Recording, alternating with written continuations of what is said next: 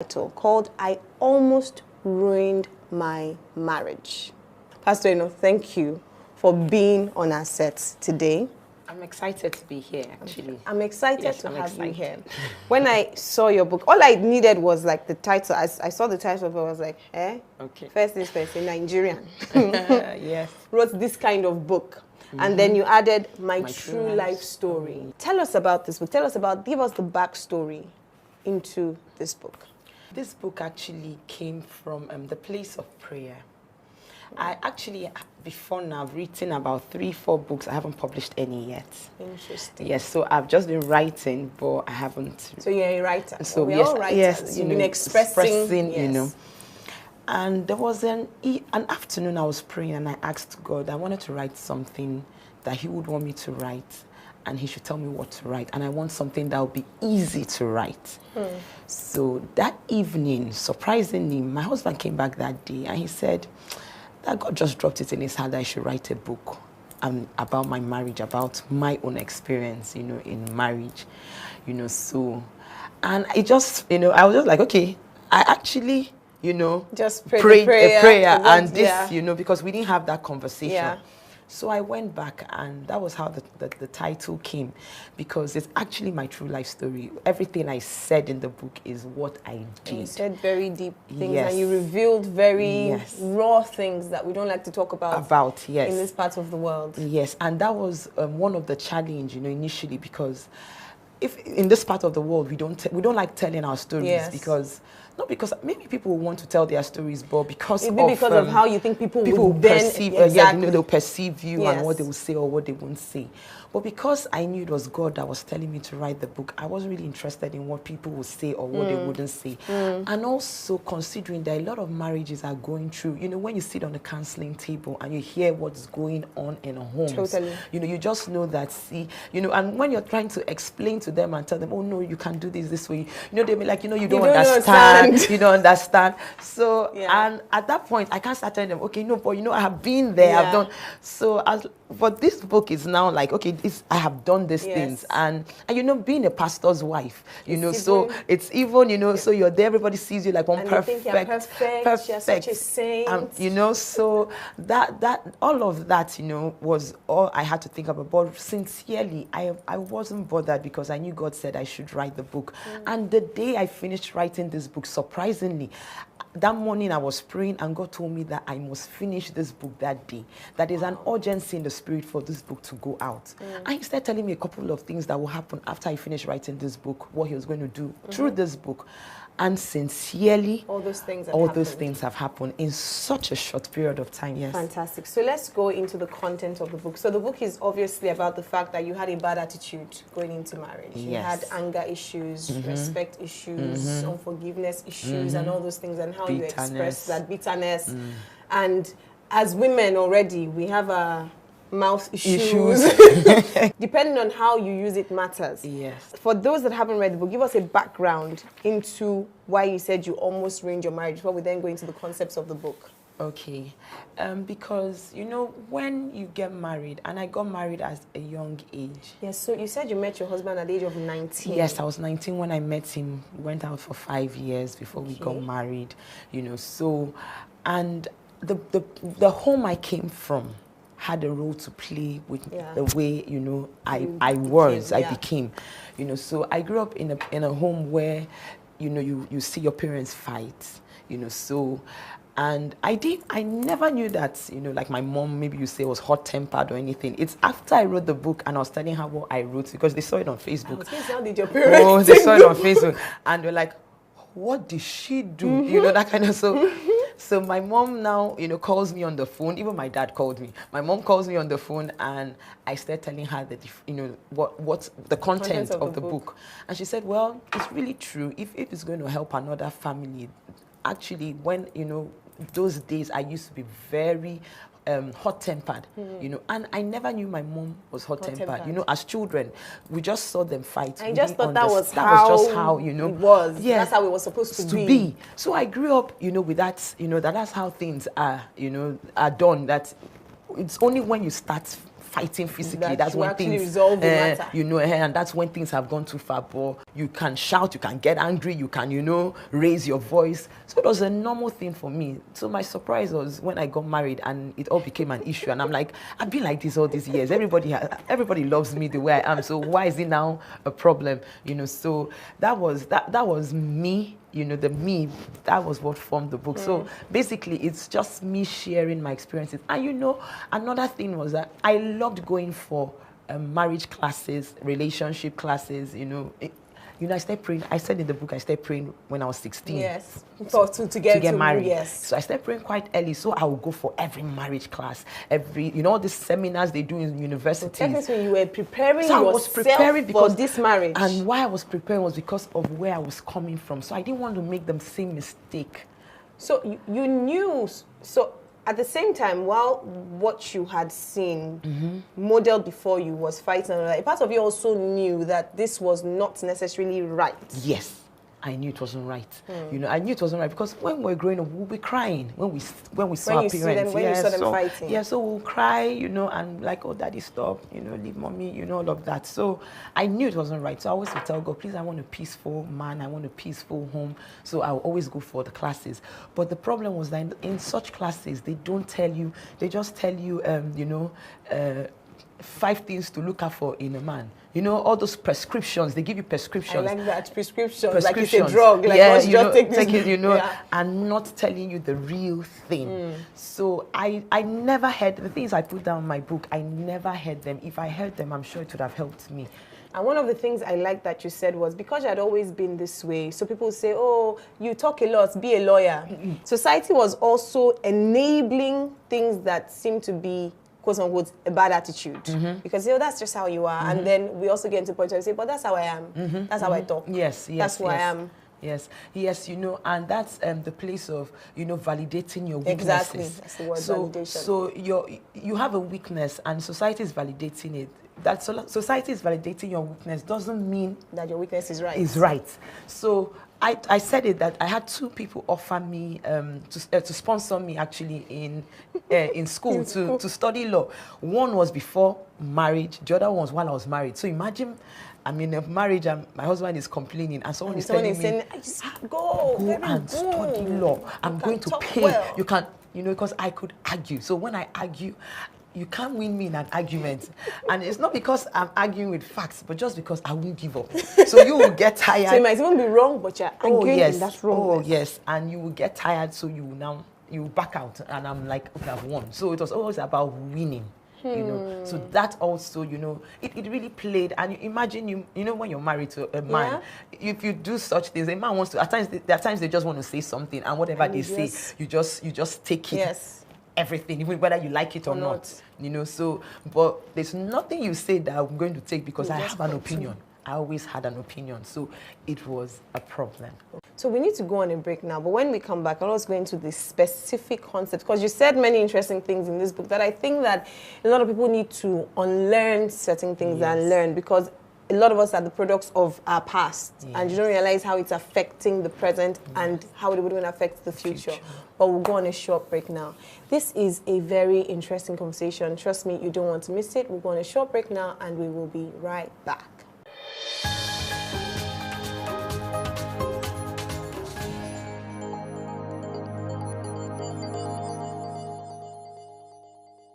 You're welcome back to Chapters, and today we're talking about attitude in our marriages and the effect that our attitude can have on the state and the success of our marriages.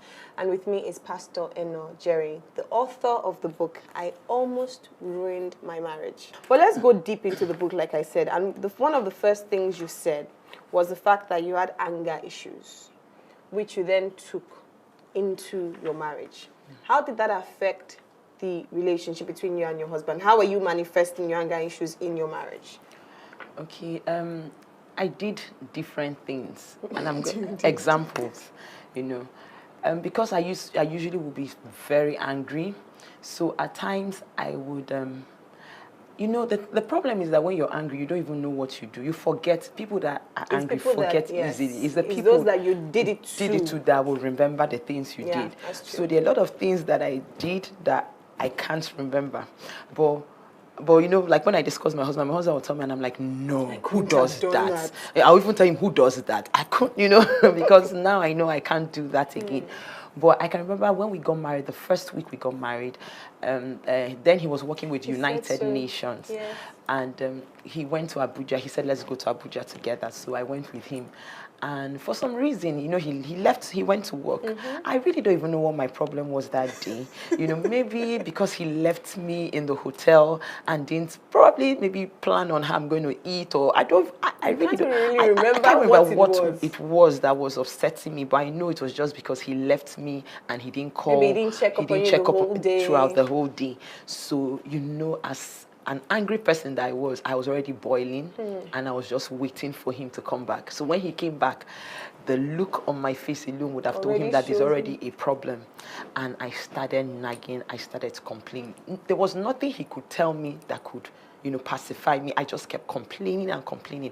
And at some point, he just went and sat at the corner, you know, like in a hotel where the bed is and the phone. He just went there, sat there and started crying.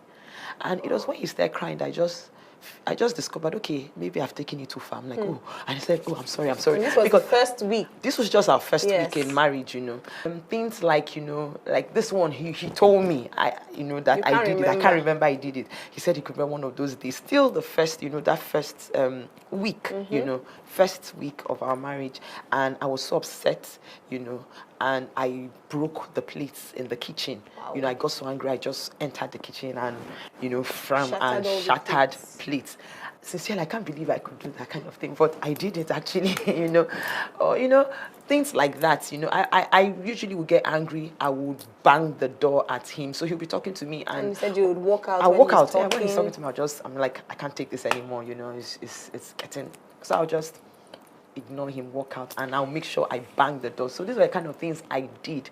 And I don't think there's no man that will want to feel that way, because it also communicates disrespect. Yes, which was a chapter you wrote in the book as well. Yes, so I talked about disrespect, things I did, you know, to show that, you know, I would, okay, you were talking about anger, now we have moved to disrespect. You know, so maybe I'll use, there's this thing that they say, I don't know how to explain it, but I tried to explain in the book, you know, when you use your nose and you push it up, you know, when someone's talking to you. It's called yimu. Okay, okay. So you just use your nose to, you know, do like this, you know. So he was talking and I'm like doing all of that to him. In front of him? In front of him, oh, right in front of him. So he sees it. Yes. So, you know, he sees it and he complains and I'm like, oh, I'll give an excuse for why I did whatever, you know, did that. And disrespecting him, I didn't just do it, you know, in secret. I disrespected him in the public. You know, I could talk to him anyhow in front of people. And my husband had always been a pastor. Not like I knew him as a pastor.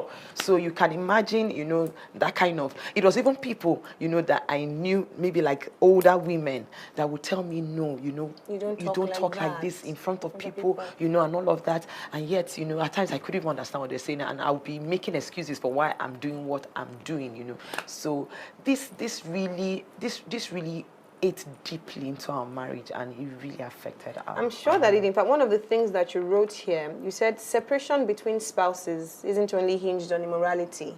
The seemingly little acts of anger, unkindness, wickedness, disrespect, dishonesty, lies, deception, envy, jealousy, etc., which couples express towards each other are very strong weapons the enemy uses to break the home. Yes. And so those things, sometimes people think it's just adultery, but it's just these little things of disrespect here, you speak somehow there, and especially when you feel you have a right, because sometimes it's because some person has done something. Yes. And so in reacting or in responding to that, you really feel as if you're standing on your right. And so you can't tell me any rubbish, you can't tell me any wrong, and you continue to do these things. But for you, how did that then lead to, you talked about bitterness in the book. Did you bring bitterness into the marriage? Or was it his actions that then led to, and all of this that then led to you then becoming bitter? What I tell people is that bitterness is the elder brother of anger. So if you're an angry person, if you don't deal with your anger and you allow it linger, it turns to bitterness. That's just what bitterness is. Anger that has not been dealt with. So I was that person, but I didn't know that I was that kind of person until I got married. So, you know, it's like when people offend me or make me upset, and I don't maybe like tell them, and you stew and I on just it, yes, I your cook it in my heart, and it's Yeah. there. So it just keeps growing, without me knowing. Then I'm just bitter, about, I just become bitter. And it was my husband that started telling me that, see, you're a bitter person, you're a And you bitter, say, no, and I'm like, no, be. how can I, you Because in all of this, you were born again. I was born again. You were born again, Spirit-filled, tongue-talking Christian. Oh, I was, even in university days, I was in intercessory squad. So we used to go to the village outreaches, go and do evangelism, do dry fast and prayer all night. And you still had this so kind I of had all this, with me, When did your eyes begin to open? When my eyes began to open. Wait, how long, before I said, how long did you then do this for in marriage? For like how many years or months or weeks? This actually, like this book, I've been married for over 10 years. So my change just started not too long ago. Wow. Yes, it just started, let's say, in the 7th year. That's really, so you can imagine how long, because I see people that will even tell me, oh, I've tried 3 years, 4 years, it's not working, I don't think it could work. At times, it takes even longer, because the only time change can come is even when the person realizes that the person has a problem. Exactly. So it depends on how long it will take you to realize that you have a problem. Yeah. So for me, when it happened was when I just figured out and saw how I was ruining, because actually it's ruin. The word ruin, yes, it's catchy, but that was what was happening. When I discovered what my actions, or inactions was doing to my marriage. Yeah. So I just figured out, like the Bible will say, a wise woman builds her home, a foolish woman tears it down. And I actually said in my book that, the foolish woman, you don't need anybody to help you. You can do it all by yourself. You can actually tear down your home by yourself. Because the things I didn't have the influence of, you say, like a friend or a type. This is just who I am, and that was who I was, who I was, and its impact. So I just discovered that, at some point my husband stopped talking. You said so he became distant. He became distant. He'll laugh with other people more. He won't laugh with me. And you're thinking, okay, your husband should laugh with you. The person is not even looking at you. You can come into a place, he wouldn't even notice that you are there. Unlike before, maybe when you enter a place, when you know how the person treated you before. So the person treats you like a queen. As soon as you come, he wants to announce that my wife is here. He wants to take you everywhere. He's just excited. Then, there's this light in the eye, you see. Then all of a sudden, there's no light.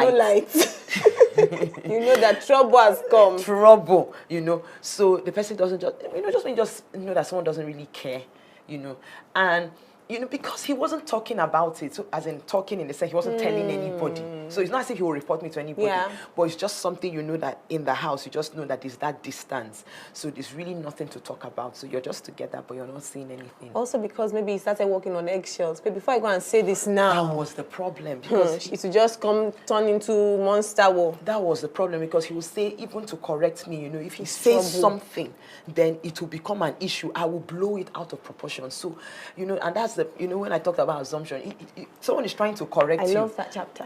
Someone is trying to tell you something. Oh, see, this thing is not right. And I will start reading another meaning to what is being said. So, and you're just wondering, okay, someone is telling you that you have, you get angry easily. You have to work on your anger. Then I would interpret it as him saying, there's something wrong with you. There's something wrong with me. Or he does not like me. Or he just wants to pick, a fight. Just with me. So such things, just became it was just an issue. It just became so much. And I think because of that, he just said, let him just give me some space. And also, if he talks with me, it will turn into an argument. So we'll start arguing. And I would definitely get him upset. Definitely. So that's let us not talk so that I don't get upset. So that you don't get upset. Let her not read meanings into what I'm saying. Let her not, So that was part of why he would just ignore me. So he would rather just see me and just ignore me. But it was bad. It was bad. And this is really the part that gets me really emotional, because you don't know what you've done until you just start seeing. You know, it's easy to say these things now, but if you see them play out, you will just know that it's a worse place to be in. Yeah. And that's why for someone like me, as I wrote this book, I'm like, if people can, don't even get to this place. Whatever you can do to help your marriage so that you don't get to that point whereby because for me to come, you know, come back. I know that the sleepless nights. You said so, crying in the night. I know how much praying I prayed and fasted. The same way I prayed and fasted for the weaknesses. No, for the weaknesses to go. I had to also start doing that to get my husband back. You know, that's one of the things, yes, and thank you for mentioning that, because one of the things you said was sometimes when you do these things, you expect that saying sorry will just heal the issues. But then, you don't know, you've sown a seed, so you just think because you come and say, oh, my darling, I'm sorry, and then the person is just supposed to bounce back like nothing happened. But you've sown a seed that has hurt the person deeply. And then you think once you say sorry, sorry is the end of the world. But sorry cannot heal the things you've done. Yes. And you know, that's when my husband always tell me, because when I'll say sorry, and it's as if it's taking him time to come around, and I'm complaining, I'm like, but we're believers, I've said sorry. No, you're knowing you're believers. You didn't know you were believers when you were acting. So I'm like, hey, we were believers, you know. And he'll be like, I'm not a light bulb that you switch on and switch off. You know, you don't just, you know, do things at will and you just expect me to just be okay. Then the next minute, as I'm trying to, because as if when he's trying to recover from the one I have done, I was back to back. You know, it's back to back. I'm doing another one. You know, so you're still trying to come out of one, you do another one. When do you give the person the opportunity to breathe? We need to go on a break now, but when we come back, I want to talk about the way forward. Okay. How you came out of this. Because many people are watching, some women are saying, I'm like that. Some men are thinking, like you said, that's how my wife is. But there's a way. You've come out of it now. You are a different person entirely. For you to even have written a book, you must be, you need to share with us the secrets to your transformation. Okay. We'll go on a short break now. We'll be right back.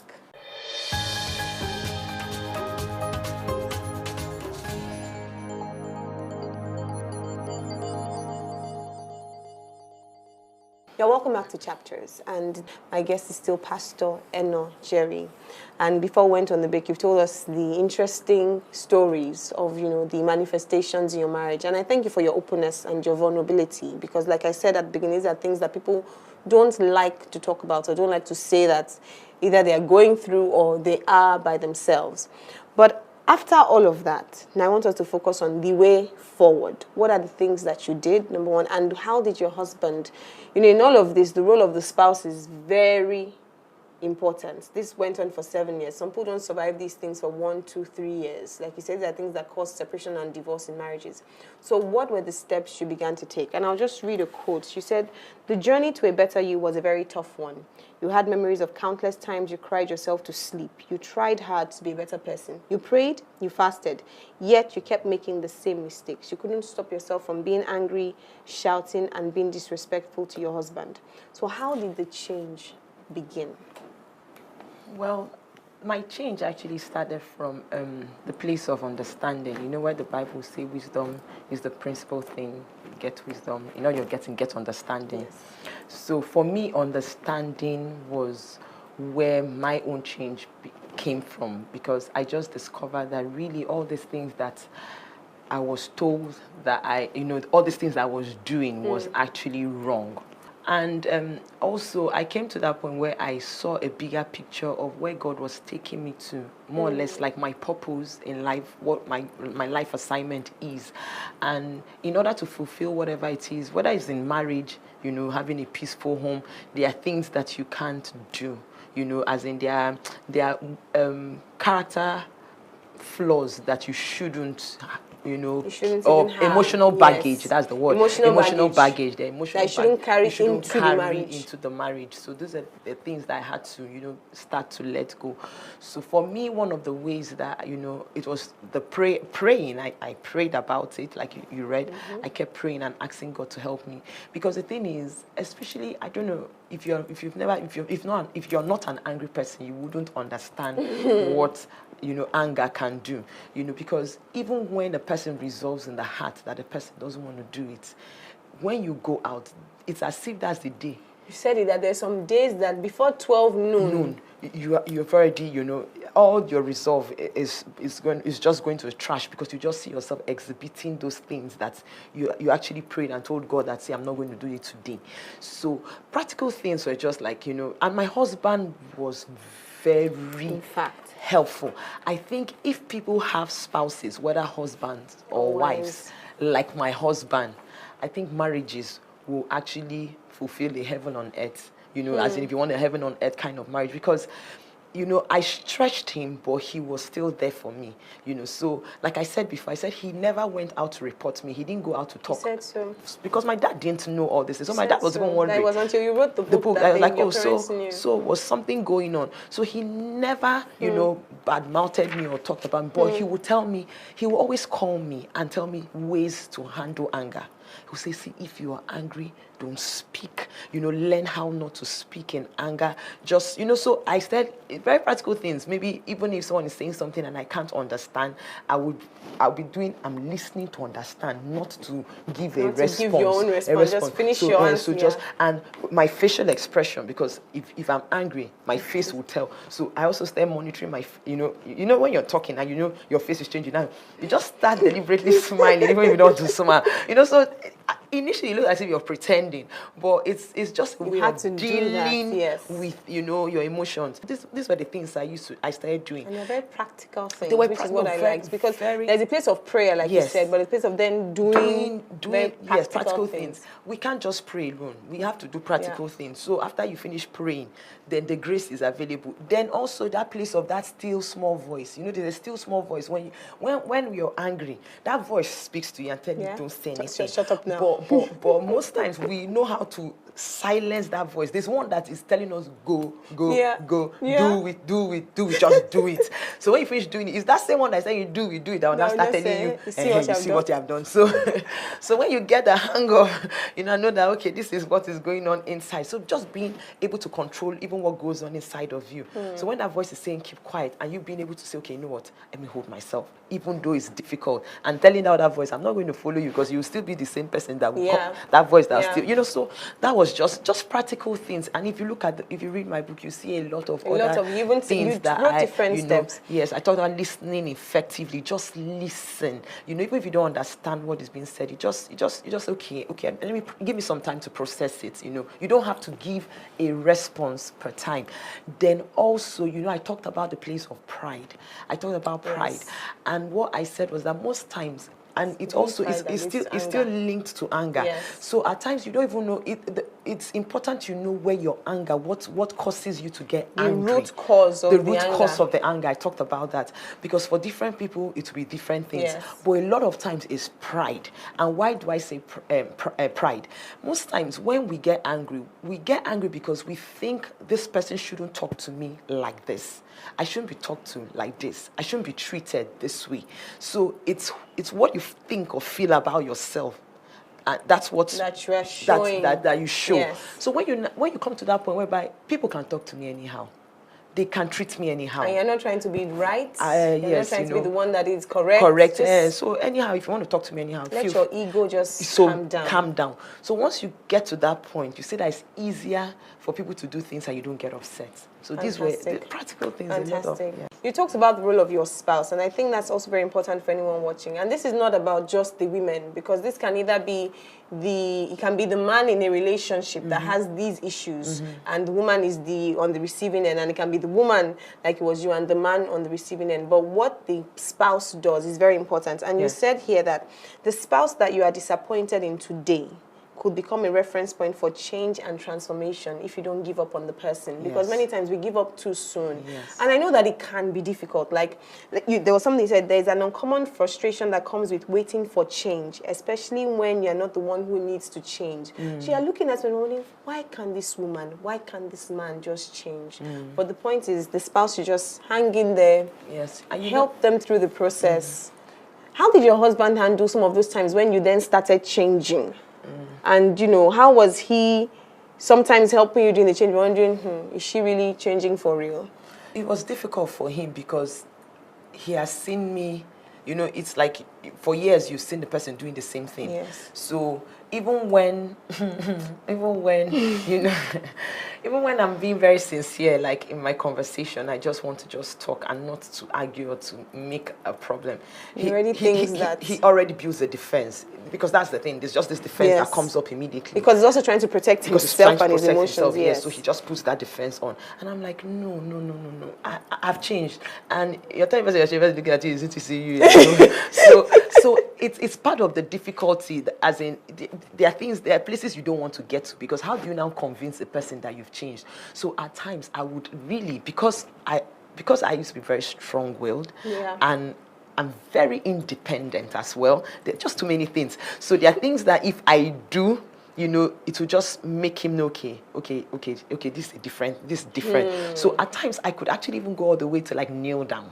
You know, I'm just like, you know, because if I should kneel, it means even he himself, you know, this is serious matter. Yeah. She's not a kneeling kind of person. So there were things I had to now start to do just to make him, and even at times I will cry. As in just cry, please, sincerely.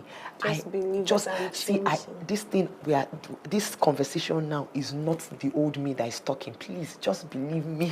So you see me begging just so that the person will understand me. He had to start learning to trust me again.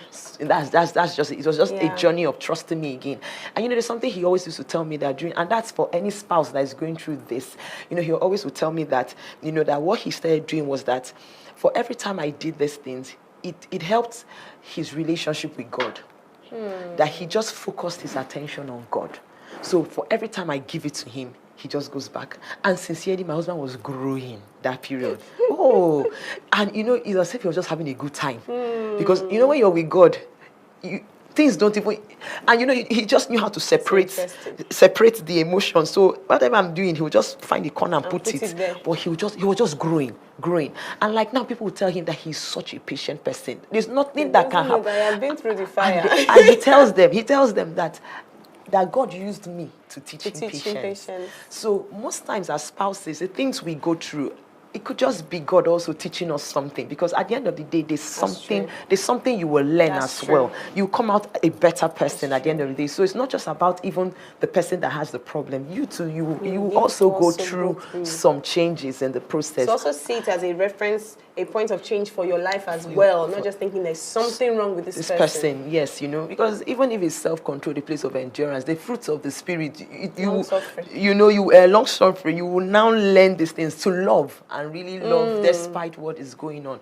So whichever way, whether it's a man or the woman in the relationship, if the most important thing is that you're there for the person, you know, you keep correcting, but you correct in love. You know, there's a problem too. At times people don't even know how to correct. It's not about, you know, some people, their own is just to confront and say, you are wrong, and you're not even telling the person a way out. So for him, he's telling you are wrong, but he's also telling you this is how you can be better. This is what you can do. You know. So it's giving you, correcting and giving you at least solutions. Certainly. You know, yes. Wow. We could continue this conversation for the next 10 hours, but we would not be able, because like I said, it's one of those hot topics. But it has been truly, thank you for writing the book, for being open, and for just truly, you've opened a door for men people to just, you know, share their burdens and pour out their hearts. But where can people get copies of the book? It's on my website, enojerry.com. Okay. You can get either a soft copy or a hard copy. Okay, so it's available, soft copy as well. Soft copy as well is available on enojerry.com. Then you can also get on Amazon US or Amazon UK. So all over the world. So yes, it's all everywhere. Over the world, yes. And then if one goes to, on my website, you could also see like cities like Port Harcourt, Lagos, places that people could pick it up from. Thank you. Thank you so much. Did I mention you came all the way from Owerri? Yes, Umuahia, actually. So thank you, Umuahia. Yeah. Thank you for making this. It's further down. For making this sacrifice. Thank you very much. Thank you for having me. Thank you. Wow. It has been, I'll use the word again, explosive. today. But I'm going to read a quote from the book to end. And she says that it is important to realize that if you can tear down your marriage through negative actions, then you should also be able to build up the same marriage through positive actions. Regardless of if you've watched this episode and you're thinking whether you fall on the negative side or you're thinking, oh, the matter has become so bad and so broke, nothing can be fixed again, all of that is a lie. She is a testimony to the fact that change is real and change happens. If you are the one in this situation, please realize that change is key. If you are the spouse at the receiving end, please be patient and help your spouse work through it. Whatever you think that is so depressing today would also be the thing that can be the source of joy tomorrow. I want to thank you all for watching Chapters today. And remember, it is not just about what you know, but what you do with what you know. Thank you for watching. Until the next episode, God bless you.